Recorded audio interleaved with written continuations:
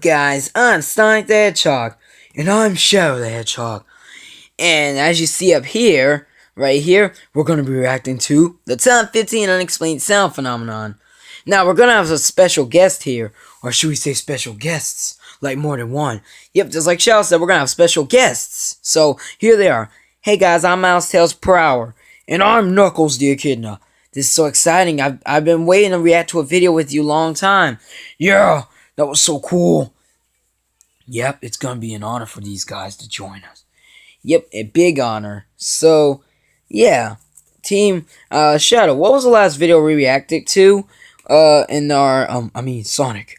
What was the last video we reacted to on our playlist? Well, I believe it was Sonic's the Hodgehead. Yeah, and I was like, long time no see. Yeah, long time no see. Yeah, long time no see. I never knew that. Yep, well, it's a reality. It's official. It's so official. So anyways, are we ready to get down to business? I think so. What about you, Tails? You ready? Yeah, let's get started. Yeah, Master Hand, press the button. Alright. This video contains disturbing content and sounds that may cause nausea. Okay. Viewer discretion advised. Alright. Wait, huh? What the heck? Headaches? Alright. Those are all the rage. Some sounds just can't be explained. What? No matter how much we analyze, test, or scrutinize, Man. there are just no answers forthcoming. No answers? Throughout the span of recorded history, there have been strange sounds heard all over the world. Sweet. For which we still have no explanation. None. The mysterious sounds in the sky, the strange sounds in the sea. The sea? Here are the top 15 unexplained sound Top 15 Unexplained Sound Phenomenon. This is gonna be exciting. I know, right? This is the best thing so far. We haven't even got into it, and we're at number 15, Shadow. Alright. The bloop. The bloop? The bloop is a slowed-down, low-frequency sound picked up by the United States National Oceanic and Atmospheric Administration in 1997. Okay. The unidentified bloop contains such a high amplitude that it was detected by multiple sensors over a range of 5,000 kilometers. Dang! A testament to how loud it is. That's strong. The sound originated from about 1,750 kilometers west of Chile. Chile? A remote location with no land and an ocean depth of about 4,300 meters. Whoa! The bloop's nature and characteristics are comparable to sounds made by marine animals. Bruh. But even blue whales, the largest living creatures on the planet, can produce a sound equal to the bloop. Are you serious? However, recently the National Oceanic Atmospheric Administration has confirmed that it wasn't an animal, What? but the sound of a cracking ice shelf as it breaks up from Antarctica. But this has not been fully proven. It has not been fully proved. So they're not sure then. Yep, they're not sure. Number 14, team. This is awesome. The Vocal Memnon. The Volcamemnon? Located near the modern-day Egyptian city of Luxor. Whoa. Sit two 23-meter-tall, 1,000-ton statues. Dang. Which were built by Amenhotep III Bruh. in the 13th century BC to guard a mortuary temple. BC? Historically, people believed that one of these statues could produce mysterious sounds or speak, leading to the monolith nickname, the Vocal Memnon.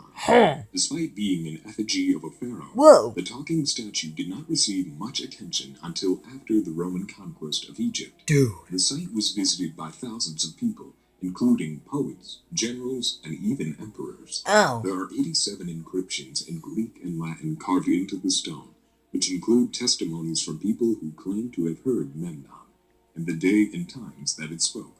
The sounds emitted by the statue were believed to be Memnon greeting his mother, and were said to sound like someone striking brass or snapping a harp string. The phenomenon ended when the statue was repaired by Emperor Septimus Severus in 199 AD. Oh. The phenomenon inspired many poets, writers, and other artists, but the source of the mysterious sound is currently unknown. Bruh. It's difficult to investigate since it hasn't been heard for over 1,800 years. Dang, that's a long time. I agree with you, Shadow. So do I. Hey, Knuckles? Yep. Well, number 13 now. I get to read this one. Quacker. Quacker? Quackers are mysterious sounds similar to a frog To noise, what? widely reported by the crews of the Soviet Navy submarines from various parts of the North Atlantic and Arctic Oceans during the peak of the Cold War, as well as their assumed sources. They are an example of unidentified submerged objects. What? During the Cold War, when Soviet ballistic missile submarines went to patrol northern seas, their crews started reporting the mysterious frog-like sounds, which soon were dubbed quackers. Why? In the Russian rendition of a frog noise. These objects exhibited behaviors not unlike living beings or manned vessels, showing obvious interest in passing submarines, circling around them, trying to actively avoid sonar pulses. Blue screen. The speed of some of these objects was in the range of 200 kilometers an hour, much higher than any known man-made vessel. Contact was attempted on several occasions, but nothing came of it. So nothing happened. Yeah, nothing happened.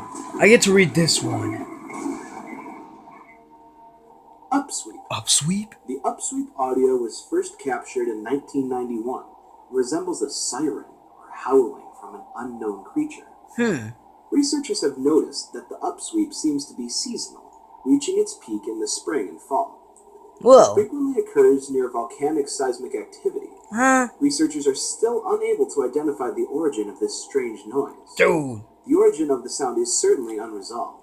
The overall source level has been declining since 1991, but the sounds can still be detected on National Oceanic and Atmospheric Administration's Equatorial Autonomous Hydrophone Arrays. Long word. Until the mystery is solved, Yeah? many theories will continue to excite human curiosity. Theories? Could it maybe be an unknown species of sea creature? Huh? Could it be a geological oddity or undiscovered phenomenon? No one knows. I don't know. Some Me neither. explanations are certainly more likely than others. More likely? With 95% of the world's oceans unexplored by humans, Yeah. the possibility of discovering something new is certainly ever present. 11 team. Yep. The 52 Hertz whale. The 52 Hertz whale is an individual whale of an unidentified species, which calls at the very unusual frequency of 52 Hertz.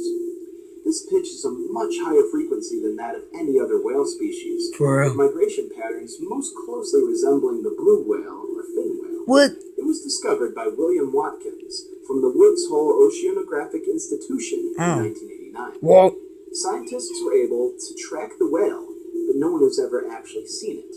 The media has dubbed it the world's loneliest whale, since it was calling out to a mate at a frequency that other whales were unfamiliar with, what? and therefore never got a reply. That's sad. Whatever biological cause underlies its unusually high voice does not seem to be detrimental to its survival. Yeah. As of 2004, the whale has been detected every year since. What? But no known videos or photos have actually provided proof of the whale. Wow. I know, right? Yeah, the video that we heard of had no sound in it. It just showed a picture. Yeah, Singing sand. but it moved. In deserts throughout the world, many people have heard a bizarre low-pitched droning coming from the sand dunes. Yep. There are many various theories about the singing sand mechanism. It has been proposed that the sound frequency is controlled by the shear rate. Others have suggested that the frequency of vibration is related to the thickness of the dry surface layer of sand. Singing sand produces sound described as roaring, booming, squeaking, or the song of dunes. Italian explorer Marco Polo heard it in the Gobi Desert in the 13th century and described the strange noises as sounding like all kinds of musical instruments and also of drums and the clash of arms. In Central Asia, these sounds were attributed to the malignant spirits, evil demons, and goblins. Today, this phenomenon is known as singing sand. Certain sand dunes are known to emit these noises for up to 15 minutes and can be heard around 10 kilometers away on a daily basis.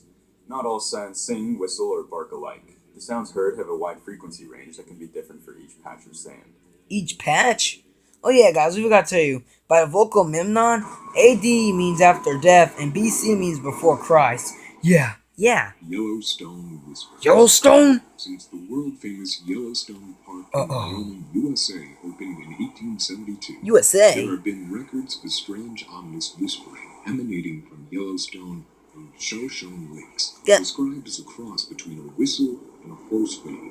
Previous accounts describe the whispers as beginning in the north, What? growing increasingly loud as they sweep over the area, Dang. and then becoming more and more faint as they move away in the opposite direction. Dude. The whispers have actually been heard fairly infrequently over the years, Dang. but it's believed that they occur most frequently between dawn and 10 a.m. in the morning. Dude. Early trappers in the region were apparently aware of the phenomenon, and Native Americans considered it a sacred occurrence. Bruh. Theories on the cause of the sound include flocks of birds in flight, erupting volcanic gases, seismic activity, and the groundings of static electricity in the lake. Wow. Of course, there are also ghost stories associated with the phenomenon that suggest that the sound is produced by spirits of Native Americans What? or drowning victims. Drowning victims? So the sound of people drowning slowly to their death? That's bad. Very bad. Mist puffers. What? Loud, unexplained, and seemingly random sounds have been coming from large bodies of water all around the world, from the Great Lakes in America to the Yellow River in India. These strange sounds have been officially termed mist puffers. Mist And have puffers? been described by witnesses as sounding like thunder. What? However, there are usually no storms in range when these booms occur. Huh? Mist puffers are incredibly powerful. The sound generated by them can produce shock waves that are felt miles away. Multiple theories of explanation have been put forward, including pent-up gas, underwater caves collapsing, meteorites, and rapidly rising air.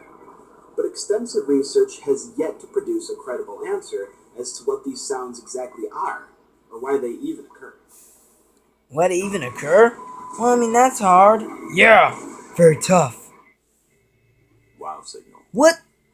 The wow signal was recorded on August 15th, 1977, by scientists at Ohio State University working with the Big Ear Telescope. It Oh, was a 72-second transmission that originated nearly 200 light years away from Earth. 200? Sagittarius. don't. It matched the expected signature of an interstellar signal, prompting Dr. Jerry Emmon to circle the signal on a printout and write "wow" beside it. Wow. The sound was unique and looked similar to early predictions by scientists on how an extraterrestrial message would look like. There's no question that the signal originated from outside of our solar system, and in fact, its origin has been pinpointed as somewhere beyond the constellation Sagittarius. It was picked up by only one of Big Ear's two detectors and was never heard again despite close monitoring. But all rational explanations put forth by skeptics have been proven wrong, from satellite transmissions to space debris collisions. The WOW signal is the only confirmed sound received from deep space that could possibly be an intentional signal sent by entities unknown.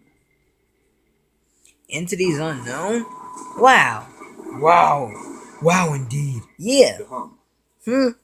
The hum is a faint, low-frequency humming noise heard worldwide by a small percentage of the population. The hum is sometimes prefixed with the name of the locality where the problem has been particularly publicized.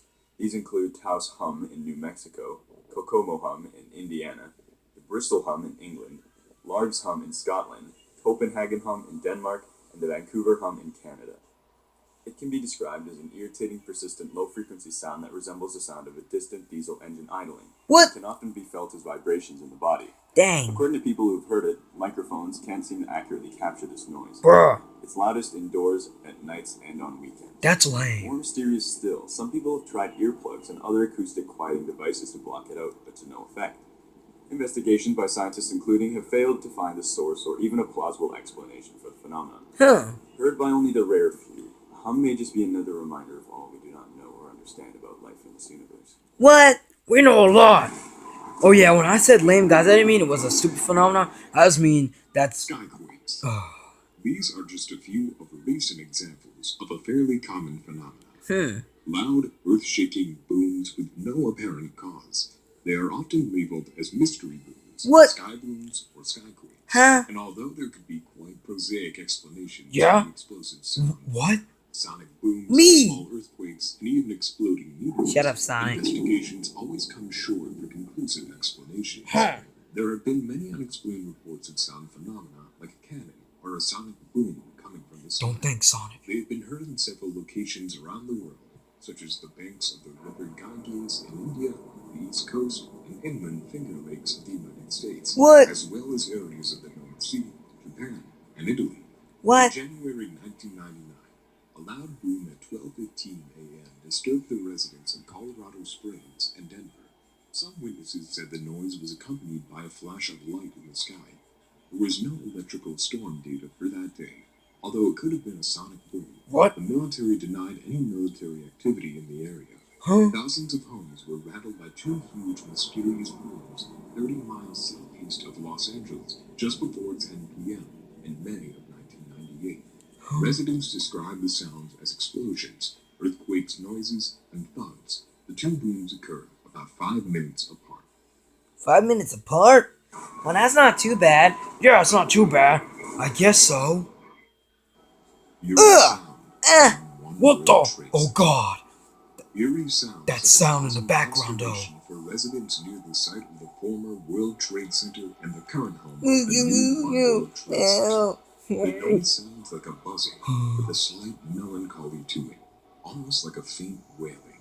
This unsettling sound appears to come from the building itself, and it's noticeable enough to have been heard by pedestrians, So it's not simply an isolated incident witnessed by a few folks with sensitive ears. The initial theory was that the sound was created by a wind vacuum within the empty structure, What? since it was first heard during Hurricane Sandy. Oh. But the sound hasn't ceased, even though the building is complete and the hurricane is now an afterthought. An afterthought? So what is it? Huh? The spirits of the deceased? What? As of now, the mystery remains. I guess it does. Well, guys, that was part 1 of the weather phenomenon, and that was a pretty long video. A long part 1. Part 3 won't be so long, and it will actually be the last video that Knuckles and Tails are reacting with us, even though they haven't really reacted to a lot. So what we're saying is, you'll still see Tails and Knuckles in the plushie adventures just like Silver. Oh, guys, when I said lame about the hum part, I wasn't saying it was a super phenomenon. I'm just saying that's bad, how you can hear it indoors, at night, and on weekends. But anyways, we'll see you guys in part 2, the final. Yeah, so have a good day. See you later.